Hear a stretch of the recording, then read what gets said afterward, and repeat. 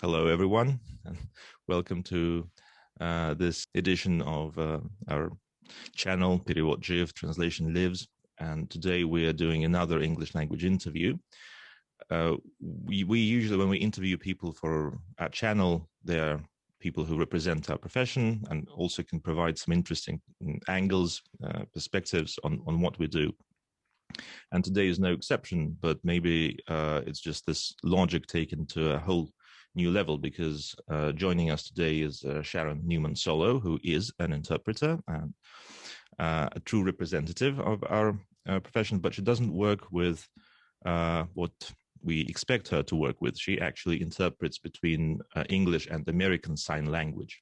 This is a very interesting branch of the T&I profession, as I hope you will see today. And by all means, even if you've never thought of using or seeing sign language anywhere, if you're just the sort of the hardcore English, Russian, German, Russian, Spanish interpreter, you shouldn't be tempted to think that this video is not going to be interesting for you. This actually is going to add a whole new layer to your perception of what you do and what language is all about and what fascinating forms it can take. It's a completely different perspective. Absolutely. Перевод жив. I'm not going to ask you how you came into this field, because I know that you were born in a family with deaf parents and you sort of had to, I suppose, at least become very proficient in ASL, and you're a native speaker of ASL in this sense. But I'm wondering, what does growing up in a family like yours feel like in terms of the linguistic perspective? Is it just like living with parents who speak a different language, where it's English everywhere else in school and on the streets? Is it just like a bilingual family where you use one language at home, one outside, or is it different? I think that's a very important question. And as I seem to always say about everything, yes and no. It is very similar in so many ways, because I believe children of immigrant parents in another country who are surrounded by that country's language do interpret for their parents, no matter whether their parents are speaking a different spoken language or their parents are deaf. So in that way, I think we're very much the same. And I think there's a kind of responsibility that's placed on the shoulders of a bilingual child earlier than on other children whose parents speak the language of the larger community. And, you know, that is a blessing and a curse, right? That extra responsibility can feel like a burden at times. But as I look back, that burden turned into a meaningful career. That burden turned into a level of compassion and understanding of the universe that I would have never had I not had this particular Petri dish in which I was grown. But the way we're different is, I would say one thing is, because our parents can't hear, we also carry a different kind of responsibility to hear things. So, you know, we would warn our parents if we heard something outside. That's not something I think spoken language bilinguals think about. And the other difference is age. So my generation didn't have professional interpreters when I was growing up. Our profession started in 1964. And that was a very mild start, but it was just gathering and deciding we'd think about this. So my entire life growing up, there were no professional interpreters, there were no interpreting services. My parents relied on us completely, I would say, or other hearing people in their world who knew how to sign. And as a result, the approach to communication with my parents growing up was often from people who were helping, not professionals, right? And so they often did things for my parents and for other deaf people without including them in the communication. So my mother had a weird accident with a train. My mother, you know, it was kind of a blind entrance across I don't even know how she did it. It took great talent for my mother to have this accident. There are buildings here. She's pulling through. There's train tracks here. She inches her way out, which is why she's not dead. And a train comes and nicks the corner of her car because my mother was also very, very short. So she couldn't see out the way some of us could. By the way, my mother was Russian. I mean, my mother's parents were Russian. So she, which I suddenly thought would be interesting here. So what happened? What happened to the car and to your mom? To the car. So my mother is deaf, and the authorities come, and my mother is also, she can write notes and everything, but she doesn't lip read or speak. So communication's very complicated, and they call the school for the deaf. There's a large school for the deaf, which is where both of my parents worked where I grew up in Tucson, Arizona. So they call the school for the deaf because that's the only thing they can think of. And out comes not another teacher. I think the superintendent of the school came, or maybe the principal, you know, some big mucky muck came. And my mother was shaken, and he just said to her, sit, I'll take care of it. And then he just talked to them. She didn't know what happened. She didn't know what they decided. And then he came back to her and said, it's all right, go home. It's all right, you can go home now. And so my mother went home, and that's what I heard. That's the story I got. Well, so-and-so fixed it. And that's all she knew.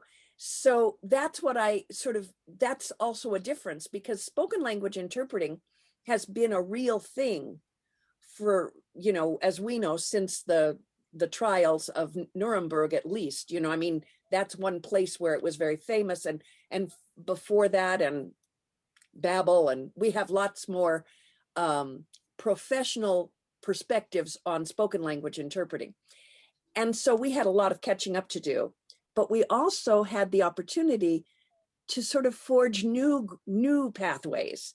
And I think that has made our perspectives interesting to one another, because we came from a different angle at the beginning. And as we became more and more professional, understood our work more, we came to see that our paths converged. We are more similar. But at the beginning, we were more like helpers and fixers, and come on in, tell her to sit down, we'll tell them what to do, we'll tell you what to do, now go home. And now we are very much of the philosophy, of course, that we include everybody in the interaction completely. So that was a huge difference, in my opinion. Mm-hmm. Okay. Maybe for language nerds, could you give us a glimpse of what grammar looks like in SL? How do you assign the same sentence in the past, present, and future tenses, for example? Well, American Sign Language does not have tense markers on the verbs the way English does. American Sign Language has, I don't know if they've changed the label over the years. The terminology changes as the linguistics of American Sign Language, which is a very burgeoning field. It changes every day. But when I was learning, it was called time indicators. And you would have a marker at the early portion of a piece of discourse. And that would say, from here on out, everything is going to be in the past, or everything is going to be in the future. So it would be like the marker would be tomorrow. And then I would just tell you things in what you might call neutral. There's no marker. So tomorrow, and then if I were to give you glosses, it would be this person here goes to the store. And now, you know, in English, that would be tomorrow I will go to the store, because it is, it's been marked by a time indicator. And then if within the discourse, the larger discourse, there's a shift in time. So tomorrow I'll go to the store. I didn't get that. Well, that's because I wasn't talking to you. If it comes in the midst of the discourse, if you say, tomorrow I'll go to the store, and then you want to say, because I broke all the eggs yesterday, they fell. So then I have to say yesterday or in the past or something. And so I just mark it like that.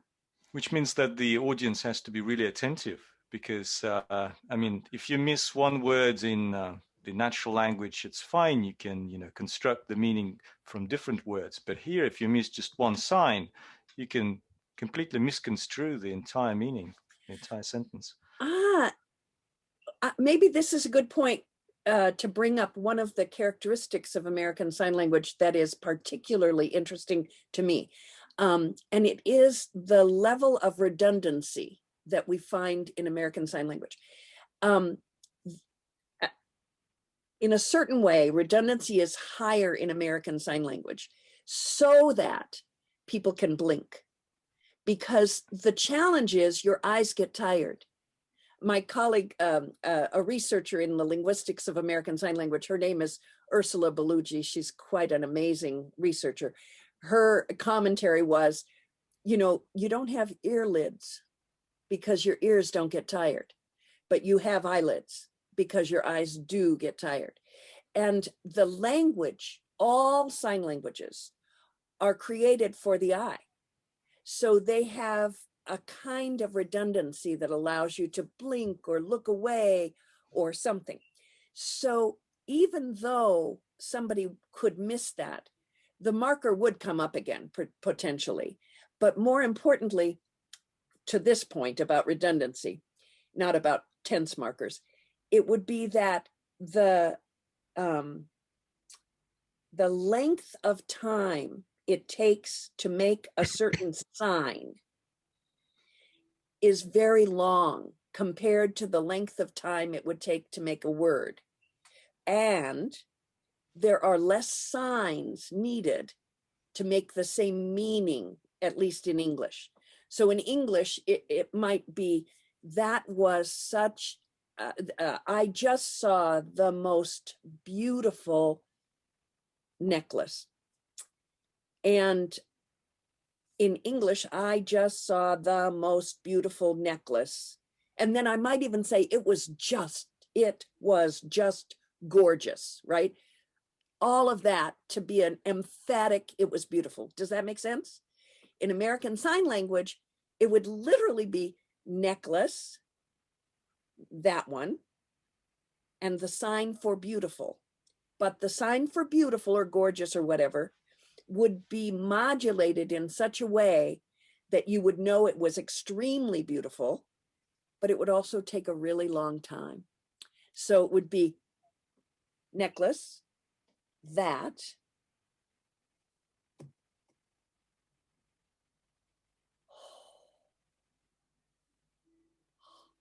I mean, it could go longer. It's scary how long it could go. And what's the sort of the dictionary sign for beautiful? Mm-hmm. Just that. And then the whole, and I always call it the antepenultimate hold, just before the end, you boom, and then you close it. And so it's like this blue that some people's eyes is, I think yours might be, Alex, but that blue, this is blue. But then that blue is, you hold it for a long time here. And you see how and you pop, your mouth tends to pop for these, the pops for extra emphasis. But there are all these non-manual markers that are happening on the face that are both grammatical and traditional facial expressions, which put together make for meaning that is layered on the sign, not separate from the sign. And then on top of that, the way the movement is made changes the intensity or the meaning behind the, I'm not saying that very well. It can change temporal aspect. It can change the intensity. So if I use the simple sign for fishing, so I think I use this a lot because it looks a lot like fishing. If I use this sign just by itself, it means fishing, the verb to go fishing. But if I change the motion to a circular motion that's slow, I'm going to leave my face alone for a moment because that'll add meaning. That means fishing for a long time. And then if I add this sort of, it's like yummy. If I add mouth positioning, it means end with ease. So that's fishing for a long time with ease. So a person who's watching that can blink. But in English, you couldn't blink because, I mean, if you were listening with your eyes in English and not your ears, you couldn't blink because you'd miss with ease, or you'd miss for a long time, or one part of that. Or even the verb fishing. But this one, the verb stays there the whole time. That's just fascinating. Does it make any difference where sort of on this plane you make the sign, and do you make any what's the word semiotic use of the plane that we see? You always have the best questions. Yes, the space that we use can be very, very much a part of the meaning. Verbs, like certain verbs, can be modulated in space for what we call directionality. So if I were giving you something, this is the A sign for give. So if I were giving you something, it could go like that. I can also do it with one hand, which is more mobile. And I could say, I start close to me and I'm giving it to somebody next to me, or I'm giving it to an unnamed person while I'm telling you a story, right? But they can give something to me. You can give something to me. I mean, I can say you gave me something without pointing to you. I can just go, you gave me, or give me. And I can give to a lot of people, and they can all give to me, and I can give to them in different ways. So I give her all the time, and I give him all the time, and I give her all the time, and I give that one all the time.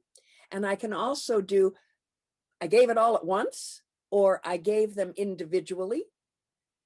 I could think of some more, but you get my point. It's very, space is very important for verb directionality, but also we set up people, things in space, and ideas in space. So an idea, the first one that comes to mind is Democrats versus Republicans, because why would that come to my mind? And that's just an idea, kind of, right? And you can do love and hate, on two sides of your body, and then talk about those two ideas in contrast. Or you can love and like and compare them. That's the sign for compare. And the sign for compare, just to give you an example, the sign for compare is a lovely sign, because what it really came from, I think, historically was, look at this, then look at this again, and then look at that again. And then it just turned into this quicker movement. I want to say one quick thing about iconicity, if I may. Would that be all right? Many people say, oh, that looks like whatever it is, right? Like fishing. Like fishing. It looks like fishing. And that's a natural consequence of being a visual language, because as my colleague Teresa Smith always says, it shouldn't look like what it's not.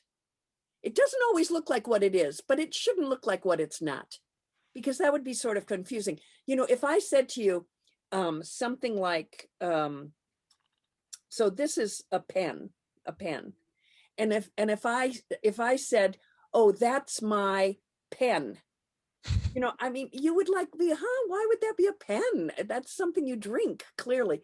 So it shouldn't look like what it's not, but it's not always transparent. And people think it's more transparent than it is once we tell you what the sign means. So when I say to you, this is something you drink, I think that's more iconic than most. But if I tell you this, if I ask you what you think this is, and I've used this before, Dimitri, so if you know already, don't tell me. I've forgotten. Good. What do you think that is, Alex? Just a guess. Something shaking. Something shaking. Maybe your hair in the wind. I don't know. Ah, okay. I like that. And Dimitri? This? Yeah. Doubt. Maybe is it a tree? And what did you say, Alex? Doubt. Doubt. Good. Yes, it's a tree. You're remembering, I think. Somehow this reminds me of Monty Python with Terry Gilliam's hands representing trees and those and animated cartoon inserts. It is a tree. It is a tree. But in other languages, and if I could remember, I would be better. But I think this is Chinese. In one of the Chinese signed languages, this is tree representing the trunk, and there are other signs. What people chose to base the sign on varies from culture to culture. But I like tree because in a test of 100 people, when we were experimenting with this, in a test of 100 people who did not know any sign language at all, no one came up with tree at all. And yet we say, but look, it's got a trunk, it's got branches. It makes sense to us.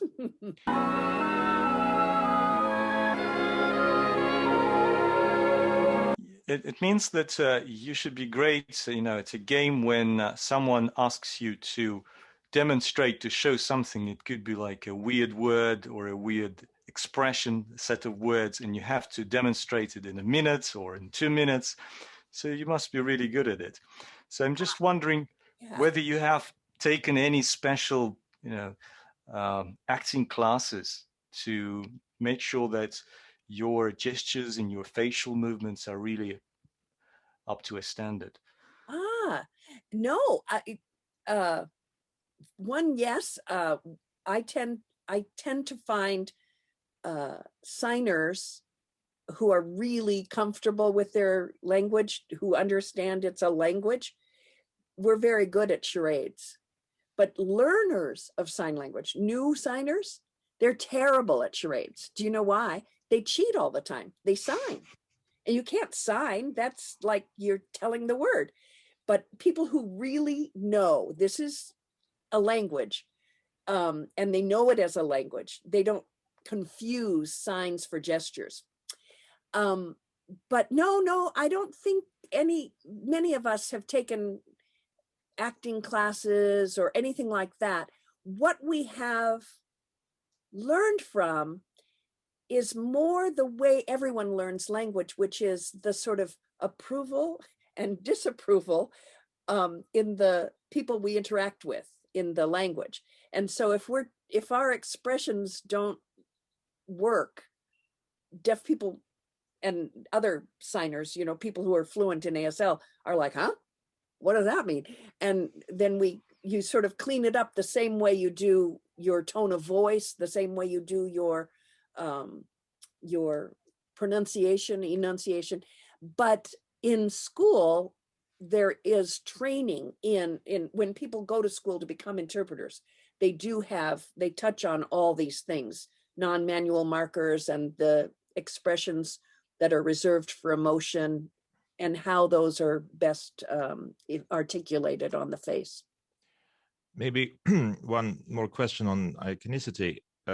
I understand that it must be really annoying for ASL users to see people thinking, "Oh, I can do that because let me sign something to you." But still, it does seem tempting with gestures like this. So, is there really like a wall for proper ASL speakers between the accepted sort of standardized signs and just gestures that anyone could come up with to express something, so that fishing is always this and nobody would ever think of doing something like this with the reel or something? Or is or is it possible? Do people add some flourishes of their own? Is it acceptable? Is that considered to be littering the language with something that shouldn't be there? I like thinking with you. That is a very layered question, very important. There is some leeway, and for example, this is another sign for fishing that is very acceptable. And there is a range of what I would call artistic signing or dramatic signing.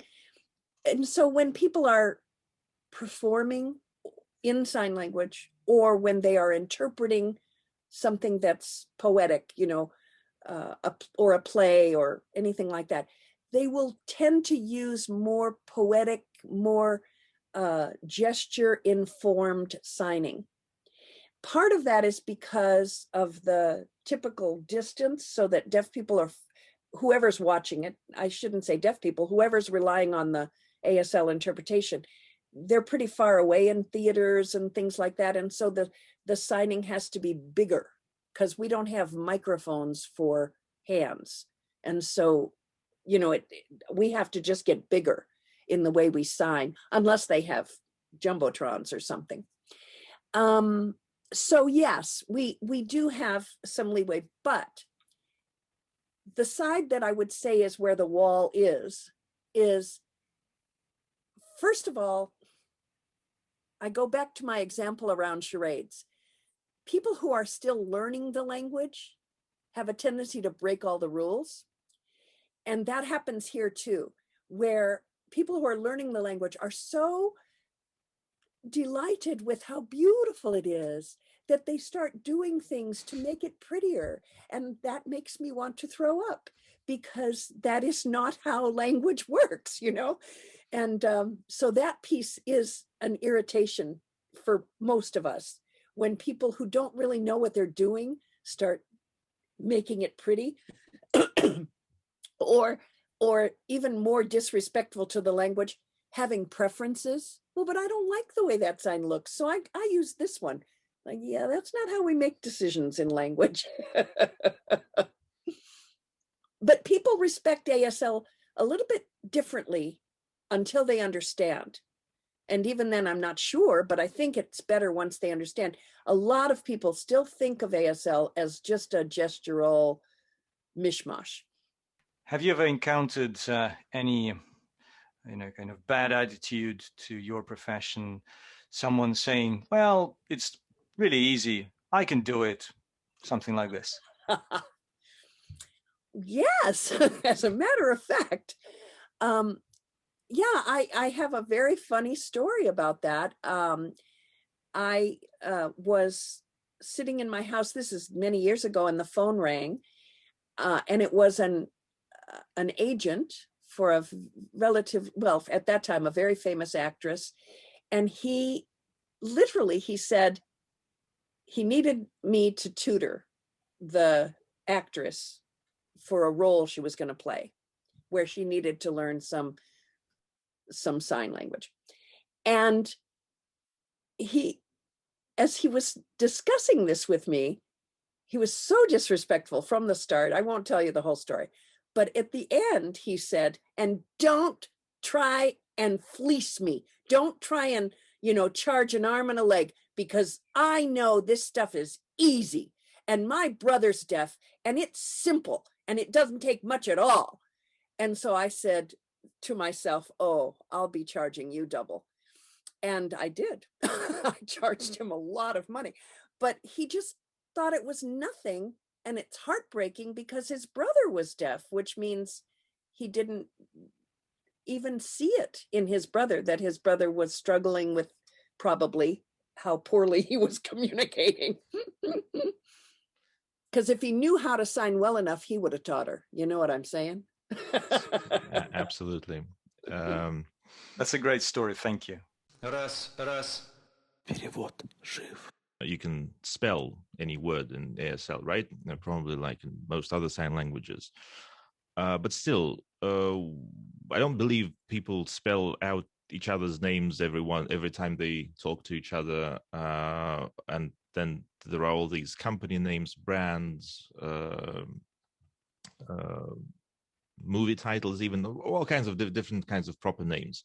What does ASL do to cope with proper names that could be argued to have like little conceptual meaning? They're just sort of tokens with a specific ring to them. Yeah. So we do have a manual alphabet, A, B, C, D, E, F, G, a manual alphabet, and we can spell anything. But, and we can even spell regular things like fishing. But that's usually reserved when you're spelling just regular words. That's reserved for specific purposes, like in a classroom. I want to tell you the difference between like, L-I-K-E, and love, L-O-V-E. Then we show the sign like and love. It would be for a reason. But names, there is no option usually, so we fingerspell those names. But there are two things I would say. One is, in American culture, there's a very strong tendency to say people's name a lot. You know how we go, oh, Dimitri, thank you so much for that comment. And Alex, I so appreciate, and thank you, Alex. And yes, Dimitri, right? We use each other's names a lot. And in American Sign Language, we don't do that at all. And I suspect a piece of that is influenced by eye contact. In other words, when people are signing in American Sign Language, they have to look at each other. So they don't have to get each other's attention because they're looking at each other already. So I suspect that's part of it. Part of it may be that fingerspelling is tiresome to the eye and the hand. But I want to say that when something is new, like when Zoom first started happening, we would spell it Zoom, but now it has developed a sign. So now this is the sign for Zoom. Back in the day, we fingerspelled Google, right? Because it was new at one point, although many of you won't even know it was ever new. And now this is the letter G, and this is the sign for searching. And the sign for Google is now a G in the movement of searching. Amazon is an imitation of the smile with the letter A. So people who used to fingerspell these words got tired of fingerspelling these words that cropped up regularly and modified it, found a sign, and the community started using, and may I say, the community used a lot of signs, and then they narrowed it down kind of slowly over time. The community kind of came to like, oh, this is going to be that. Oh, okay, this is going to be Google. Okay, this is going to be microwave, whatever. Whenever a word or a technology or an idea was brought into the community, slowly, if it was used enough, it would find its way into signing as opposed to fingerspelling. What's Sputnik, for example? Ah, right. No sign for Sputnik, but if we did do, so this is the sign for Russia, and the old like wiping Russia, something nasty off your chin. Yeah, it's not, I don't think, but I don't know where it came from. It's the Russian sign. It's borrowed from Russian Sign Language. So we don't know all together where it came from. But the American sign was, you know how that dance is that we consider so Russian? That's the sign for Russia in American Sign Language. But the tradition in American Sign Language has been to use the sign from the country that they use for themselves rather than our sign for their country. So now we all say, most of us say Russia. But, I got so excited about the sign for Russia. Sputnik. Probably the sign. So this is just what is called a classifier. It indicates the shape and size sometimes of an item that it's used almost the way we would use a pronoun. And so if I set up Russian and then I went like this for something that goes around, I think many people would immediately parse that as Sputnik. So like little Russian flying around thingy. Little Russian flying around thingy that's circular, which may or may not be accurate. Could we now move into your work standards? Do you also work in shifts, or do you work alone? How many hours can you do in one row, for example, without any pauses? Or do you have any like standards that you work no more than 4 hours a day because your hands, your fingers would get tired? Do you have any standards like this? What's your usual practice? Yes. I would just add one thing to this question.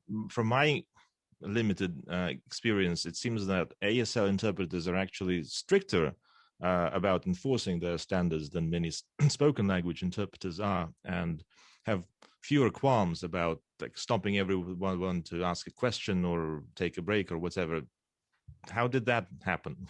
Why are you so successful in client training? I suspect it may have come from that history of starting out not as professional interpreters, but as with a perspective that tied to a disabled community. You know, deaf people hate to be called disabled, but with that external view of deaf people as disabled, that's one thing that influences, I think, others to say, you know, of course we'll stop. We would look like jerks if we didn't stop for the deaf guy, you know, and truth be known, we should stop for everybody. I think, you know, we should stop and be sure we understand each other in any communication. Otherwise, why are we there? If we're not there for people to understand each other. And I understand that there are many environments, and we abide by this as well. There are many environments where it isn't worth it, it isn't appropriate, we can't stop and ask. But I work in court a great deal, and that informs my thinking a lot, although I'm a generalist as well, I work everywhere. But in a conference, I would be much less likely to stop the speaker than I would be in a courtroom, you know, obviously.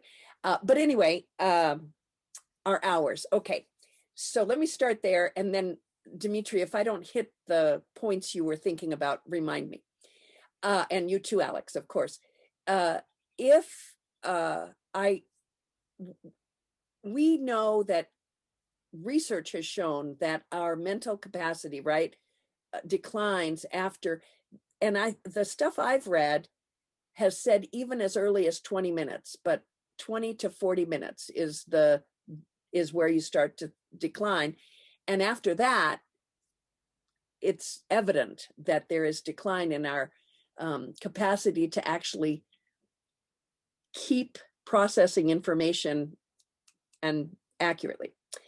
And we all know that. But American Sign Language interpreters didn't know that. We knew that after a while, interpreters were getting carpal tunnel problems. We were getting overuse syndrome. And so to protect our arms, we were saying, oh, we can't go more than, and I think it started like an hour, and then it got lower and lower. And my rates now say, my policies now say, if you make me work, I don't say it that way, but if you make me work alone over 40 minutes straight, I charge you double and I take a break. And the reason I say that is people try to save money by only hiring one interpreter. So I charge double as a sort of cautionary tale, you know, pay attention.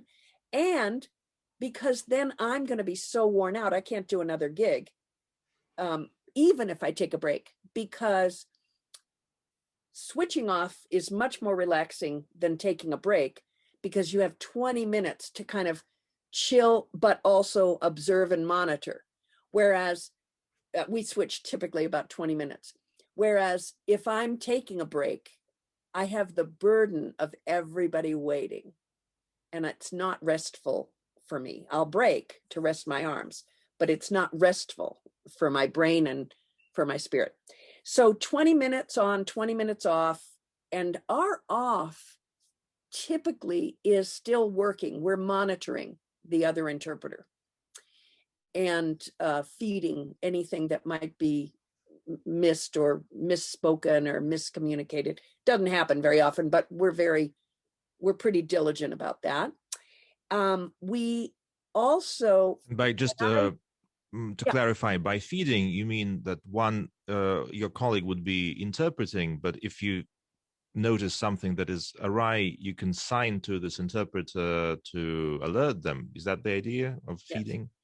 Yes. And nowadays with Zoom interpreting, with video interpreting, we might type it into a text message, or we have a separate device. But yes, it's just like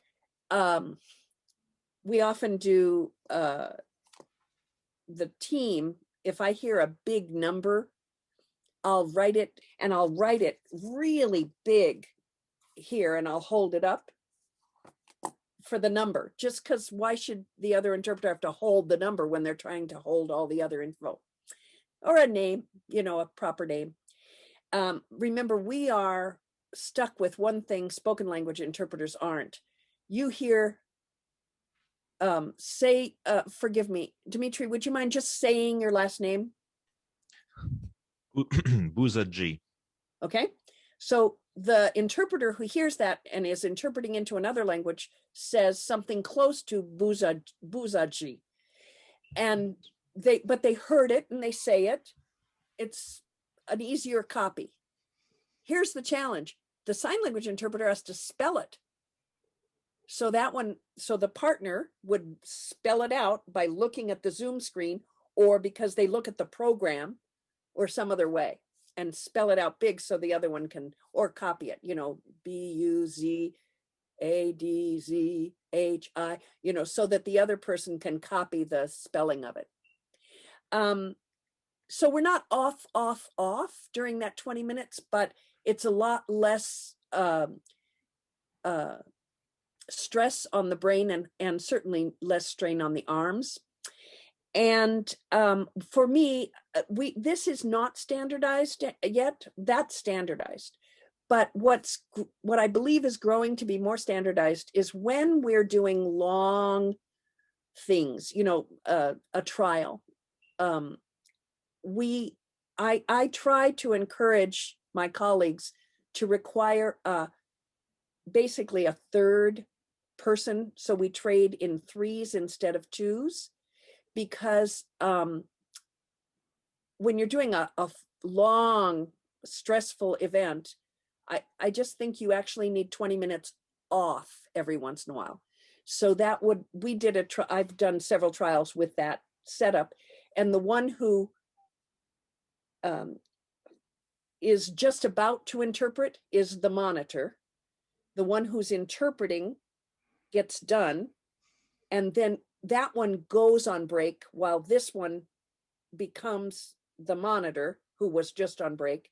That way, the one who's going in has always had that 20 minutes of warm up, of knowing what they're talking about. So I do that whenever we can get collaboration and cooperation from the coordinators. But for conferences, I feel the same way, that you can't just do every session. You have to have enough of a team. I do a lot of coordination of interpreters at conferences, and I always book it so that every team has one session off every reasonable amount of time. And I think it really, everything says that's the right thing to do. And in our field, we have a little bit more purchase, in that climb, because of the muscle problem. People are less likely to argue with us because our arms hurt than that our brains hurt. My brain hurts! And so, I've had many a time where it got to be the end of the day and I was like, okay, that's it. I have to go take care of my biological needs. I have to, I was in a hospital. These are not things you can protect against sometimes. I was in a hospital for an emergency call that turned into a very long event. And I forgot. I just forgot that I was tired. I forgot that I was hungry. I forgot that I was thirsty because I was so attentive to this emergency. And the patient, the deaf patient, looked at me and she said, "You tell them to give you some water." And I was like, oh, thank you. Could I have some water? I hadn't thought of it because I was so focused on my work. And that's another reason we need a team, because the one who's working, our brains are full, we're doing something. And we're, the people I love the work of, the people I admire the most are people who care enough to really put their whole selves into the work. Well, if I put my whole self into the work, I'm not thinking about some things that my team can take care of. And so that's another extra reason for a 3-person team, but at minimum a 2-person team. And Dimitri, I think if we don't stand tall and say, this is what it takes and this is what is required, and it'll cost you either way. If we don't stand tall, what happens is agencies and whatever, they start hiring, the lowest bidder. They just go for cheap. And that means the very people who shouldn't be doing the work often are getting the work because they don't have self-respect. They don't understand the value of what they do or what we do, or they're not good enough. And they know it. So they'll just be like, okay, well, I want to do this work, so I'll charge less. Could I ask a follow-up question here? So imagine you are on an assignment with someone you don't know, and you can see that it's just a novice profession. So it's not a professional, it's just a novice. So what would you do in this case? Would you say to that person a little bit later, I'll do it, I have to do it because you can't handle it? Or would you let that person maybe fail, or maybe the entire event would be undermined? Well, the old answer we all come up with all the time. It depends. But it does depend, don't you think? But if the stakes are high, for example, if we're in court or, in a high stakes situation in court, or if we're in a medical situation where what is understood will really change the outcome, then I think if I could, I would stop the proceedings and simply say, the interpreting's not working. We need to call in another interpreter, if I thought it was going to go long enough that I couldn't manage it. What I do find is, even in low stakes situations, if I'm letting the person fail, because what am I going to do? I can't, we can't get anybody fast enough or whatever. I do find that when it comes to my turn again, I find myself going, so remember this thing? No, of course you don't, because that wasn't clear to you. Well, let me explain that and this and this and this. And now I get to where I'm interpreting.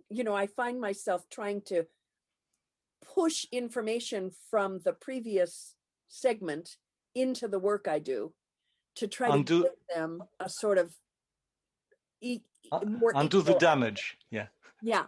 But I think the hardest thing in our profession, not the hardest, there's so many hard things, but one of the hard things in our profession is this, I've been really thinking about this a lot, this caring almost too much about the feelings of our colleagues. And believe me, I'm like marshmallow. I really care about people's feelings too much in the world. But my colleagues, I really think we have to learn new ways of being together and dialoguing. We have to learn how to be truly honest and kind, but honest with each other. So I don't have to say to my colleague, you suck, but I do have to say to my colleague, everything in me says you're not ready for this moment. And so it doesn't work for us to do this now together, because what I saw was, maybe it was a bad day. I'm not saying you don't know what you're doing. I'm saying right here and now, the work I saw didn't cut it. And you need to somehow get out there and tell the agency to bring a new person in, or, to do something, to be straight, honest about it. Because what I find is that we overprotect our colleagues, and we're always like making nice about our colleagues, but what we should be focused on is what we're doing, and the effect of what we're doing. So I feel like every bit of what is in the communication, my goal is to make all of that transfer in my rendering of an interpretation, so that the person who's receiving the interpretation gets as much information as if they were listening to that person directly or seeing that person directly. Well, if somebody's highly inadequate, how the heck are they going to even get the basics across? So I feel like we have to learn how to be honest without being cruel, and to stop protecting ourselves or anyone else. It's sad to me. We have to do this thing. I have a couple of colleagues I've been doing a case with, a trial with.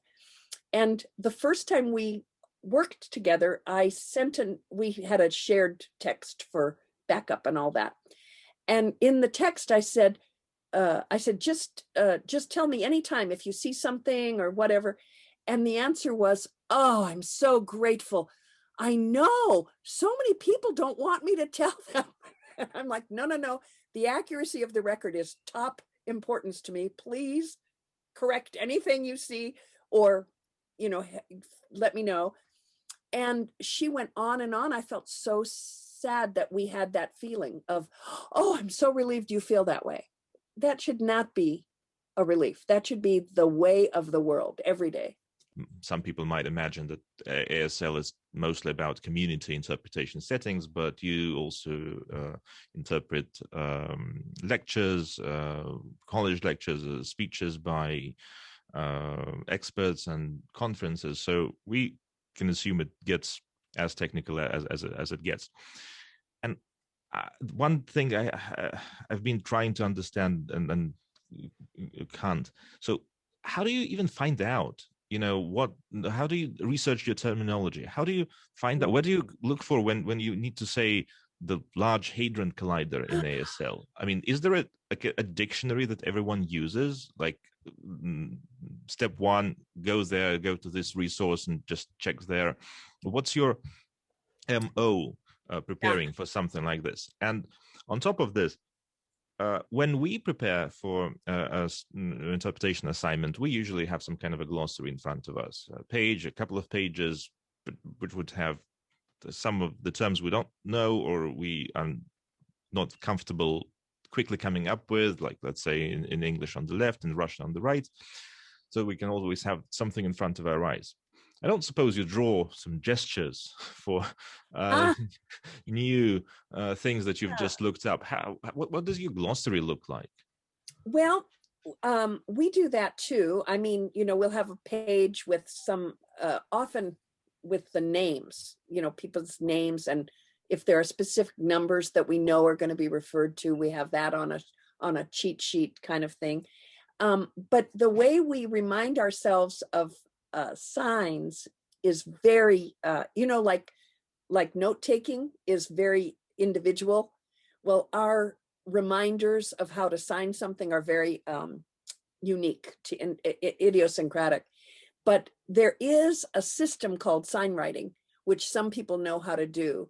And there is another system called Stokey notation. Those are two standardized ways.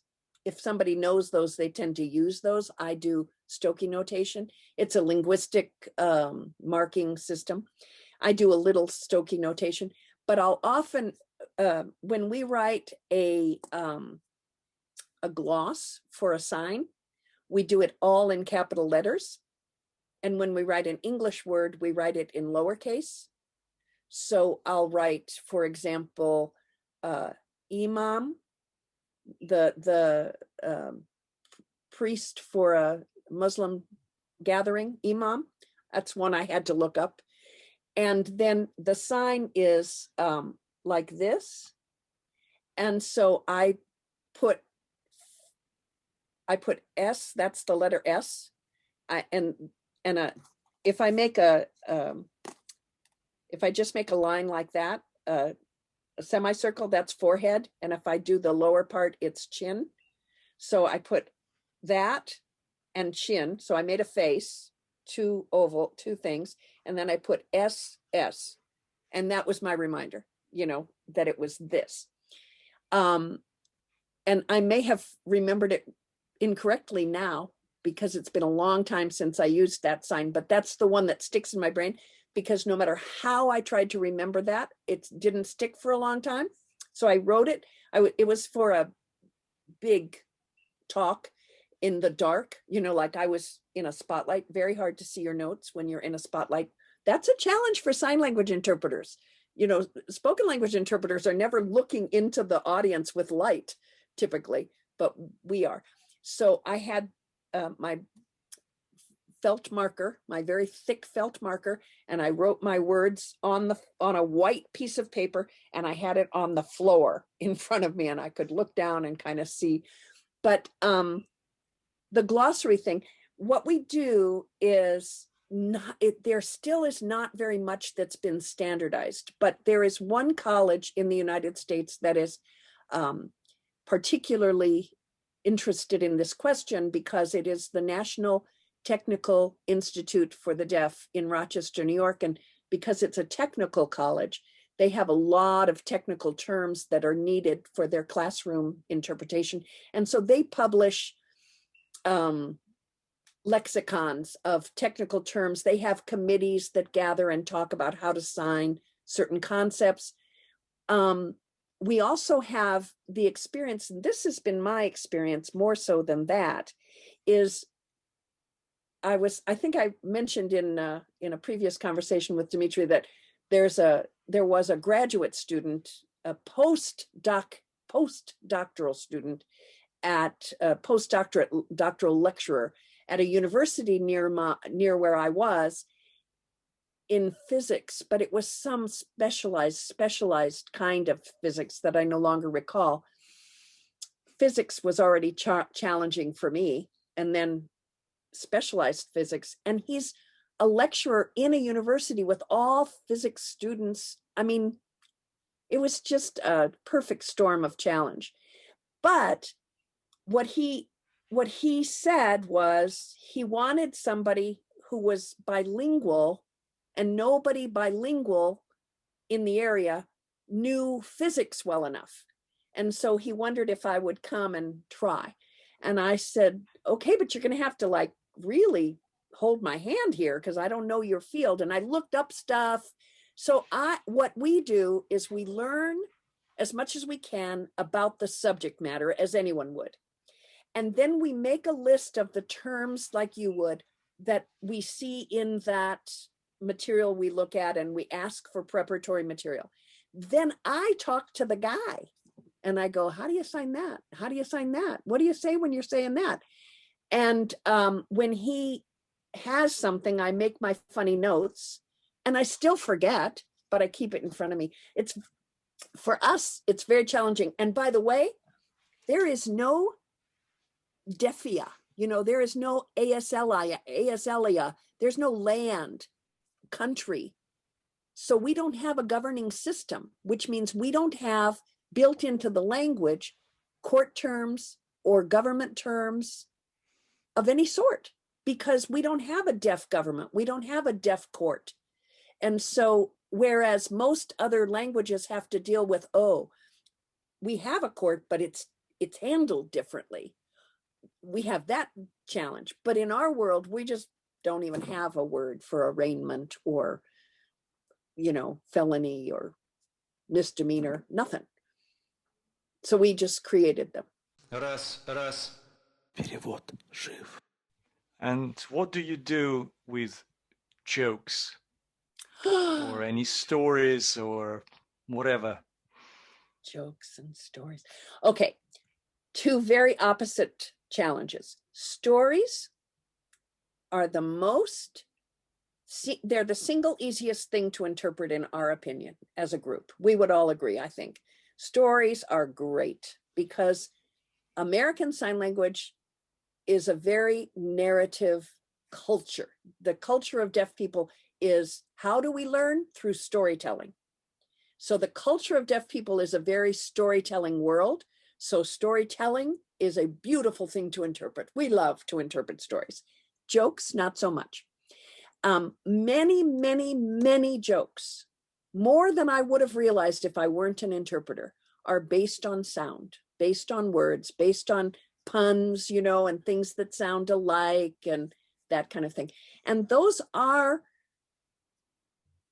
in some ways, you could just identify them as uninterpretable. But what we do is we do a little bit of what I remember I saw at the Geneva, at the School for Interpretation and Translation in Geneva. We were talking with do any of you remember Marguerite Engelhorn? She was the director a long time ago. She was telling us stories about different people's approaches, and she said one of the UN interpreters or Geneva interpreters that she had worked with, she would always say, the delegate from Uganda is making a humorous anecdote regarding herons. You may laugh now. And so I think we do that, but just less formally. We do things like, you know, they're talking about something or other, you know, and they think it's really funny. And they're laughing now. And we just describe it. We just describe it because it isn't very funny. I knew a couple, the husband was not deaf and the wife was deaf. And he was so funny. He was really a funny guy. And we were together one time, you know, hanging out. And she looked at him and she said, when are you going to remember you're not funny in deaf? And he just wasn't. He wasn't funny in ASL. He was only funny in English.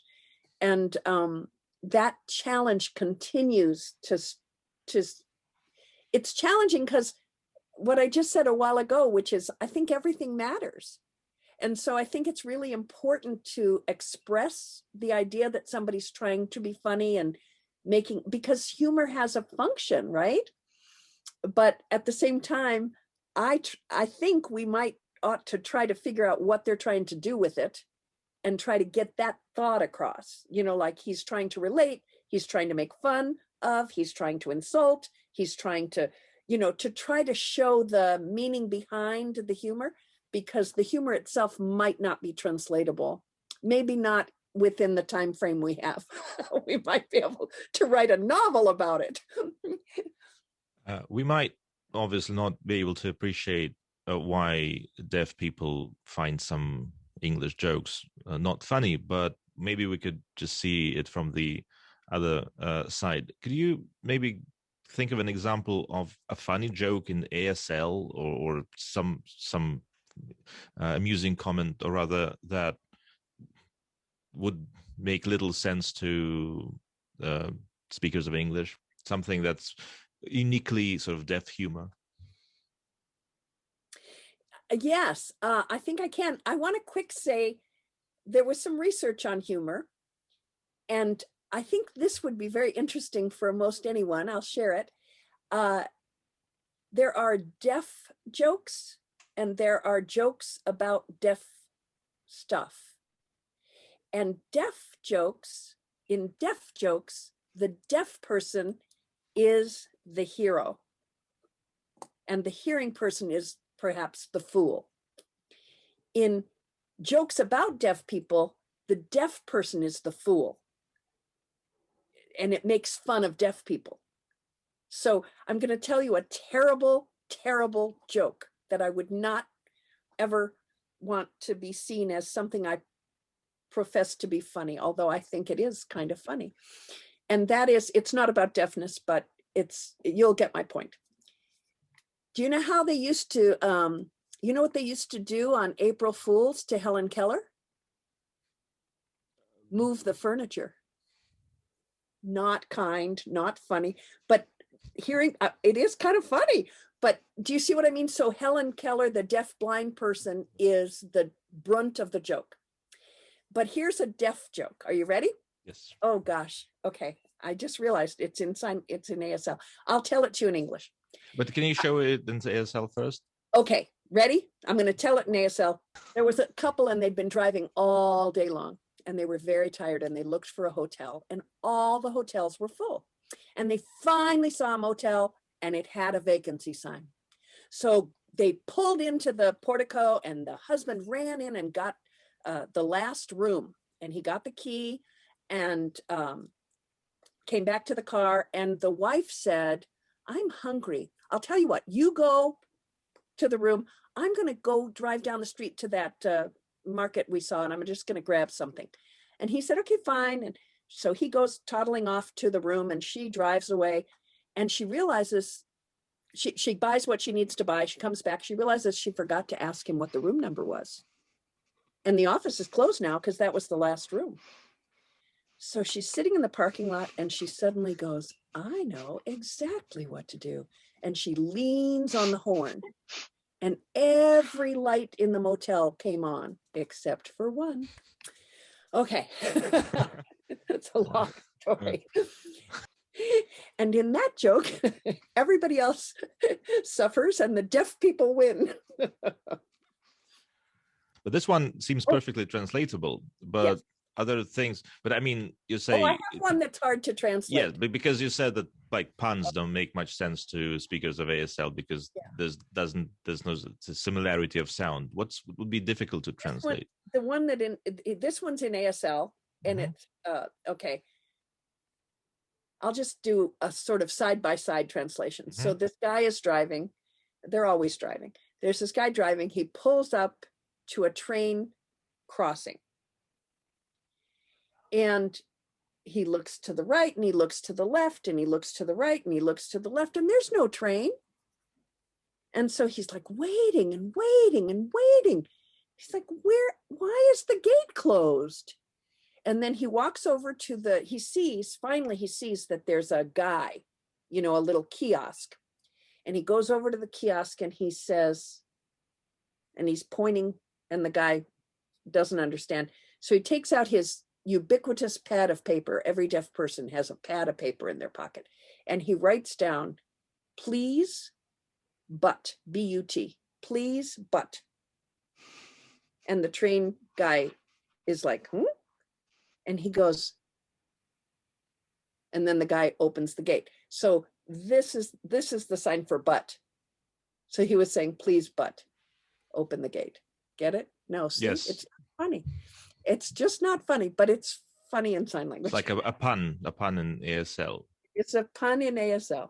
It's like a coder, someone who does software programming.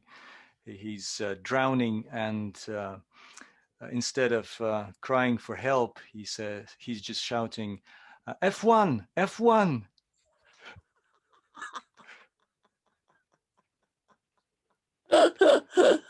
I like it. A little bit like this. Yes. Yeah. Is interpreting between different sign languages a thing? Or would you say that almost all interpreting where sign languages are involved would be between, let's say, a sign language and one of the dominant languages of the country where the speakers are? It is more common to have it be the spoken language and the sign language of that country, but at international conferences and meetings and gatherings, that often does happen, that you have interpretation between two signed languages. And in this country, for example, I'm sure this is true in other countries everywhere, but in this country, we have the experience of a deaf person who is we have had many examples of deaf people who are immigrants who become bilingual in American Sign Language and their home country sign language. So I actually met quite a few Russian deaf people in Chicago where we were teaching a workshop for them about how to interpret.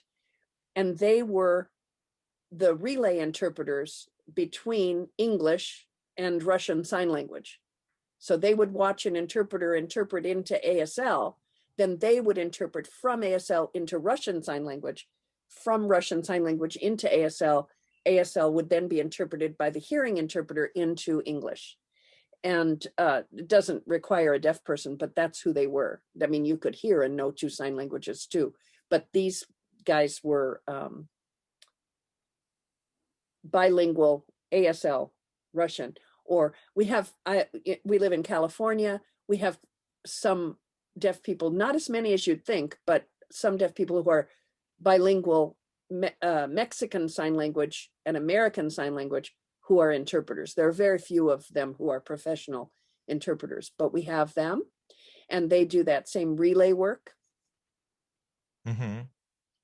Thank you. Thank you so much. It was really insightful. Yeah. Thank you. It was so much fun to think with you both. Раз. Перевод жив.